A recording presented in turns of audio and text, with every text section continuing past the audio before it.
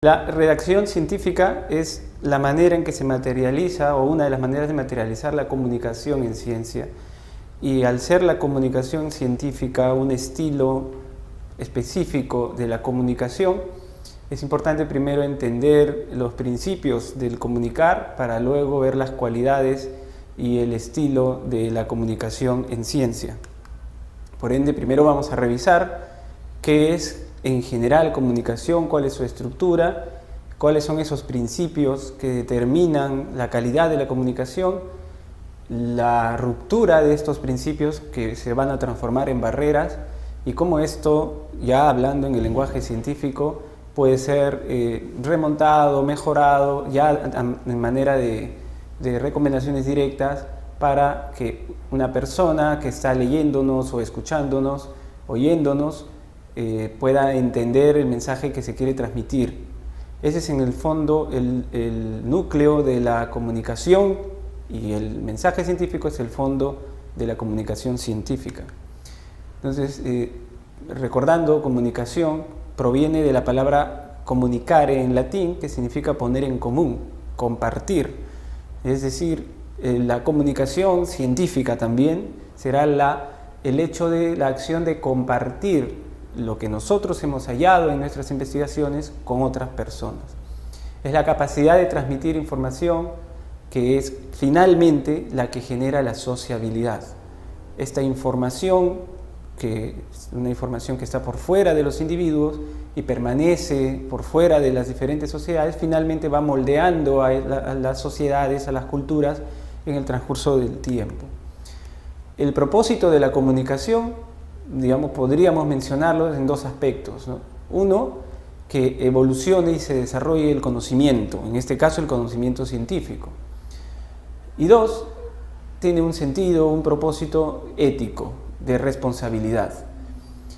Por ejemplo, ustedes pueden ver ahí dos citas con respecto a esta última cualidad, este último propósito de la comunicación, que menciona, por ejemplo, Rostand dice, pero en realidad, por importantes que sean las funciones de la ciencia, nada tienen que ver con su misión verdadera y específica, que consiste lisa y llanamente en hacer participar al mayor número posible de personas de la dignidad soberana del conocimiento.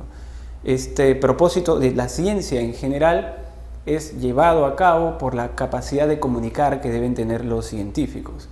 En otras palabras, según este autor, por más importante, innovador que sea un hallazgo o los resultados de una investigación o el impacto que ésta va a tener, solo se va a medir si tenemos la capacidad de hacer participar a la mayor cantidad posible de personas y sobre todo actores clave en este conocimiento.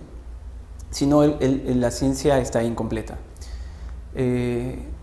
Russell, que también es un autor conocido, menciona que la teoría y la práctica, por ejemplo en su campo de física nuclear, de la física nuclear moderna, ha revelado repentinamente que la ignorancia total del mundo no es compatible con la supervivencia de la humanidad.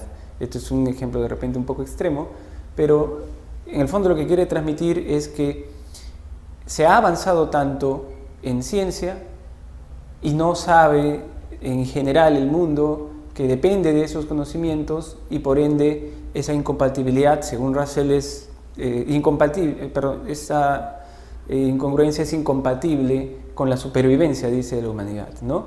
El astrofísico Carl Sagan decía también en una forma similar que el gran dilema, la gran crisis de nuestra sociedad actual es que cada vez dependemos más de la ciencia y la tecnología para nuestra vida cotidiana, y cada vez sabemos menos de ciencia y tecnología. Podríamos hablar, en el momento de comunicar, que existen dos grandes grupos a quienes se hace esa comunicación. Una comunicación rápida, poco profunda, sin gran rigor en el sentido de meticulosidad, pero siempre respetando la verdad y la veracidad de los hallazgos, a la que podríamos ponerle el título de divulgación científica, que finalmente se transmite a la población en general a través de los diarios, la prensa, la televisión, la radio, documentales, y tiene como finalidad permitir a los que no son científicos comprender a los científicos.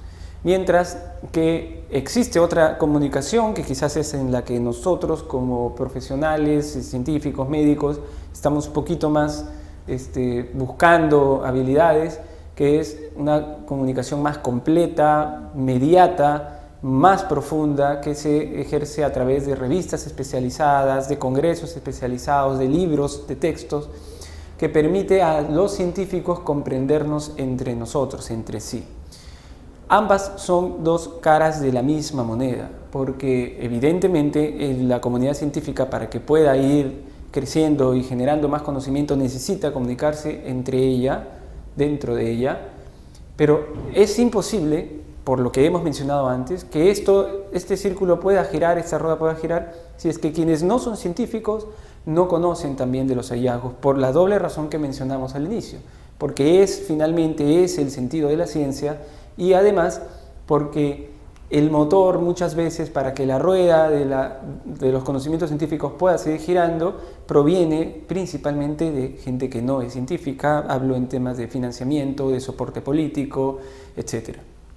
Como dice la diapositiva, una no existe si no existe la otra. El segundo punto es que conozcamos o recordemos los elementos de la comunicación, es decir, cuál es la estructura de llamémosle sistema, para que podamos entender dónde podrían sucederse unas fallas, algunos problemas en la comunicación científica, y entendamos en dónde nada más es presente el tema del estilo y el lenguaje, pero que es una parte en general del proceso de comunicar. Una comunicación, como lo ven ustedes en el cuadro, tiene un emisor, aquella persona que tiene la información y emite un mensaje, y tiene un receptor que es la o las personas, los individuos que reciben el mensaje. En la comunicación ideal, el mensaje del emisor es igual al mensaje del receptor. Es exactamente lo mismo, se ha medido y se entiende completamente el mensaje. Este mensaje está codificado, evidentemente. Es ahí donde entra el lenguaje y el estilo que debe tener un científico al comunicar, al codificar lo que tiene como idea, lo que ha sido producto del análisis del laboratorio, del trabajo de campo, y tiene que codificarlo a través de un lenguaje, en el caso nuestro, el idioma español o el idioma inglés, que son los dos más hablados del mundo, junto con el chino, y en donde circula un poco el lenguaje científico, principalmente en el inglés, ¿no?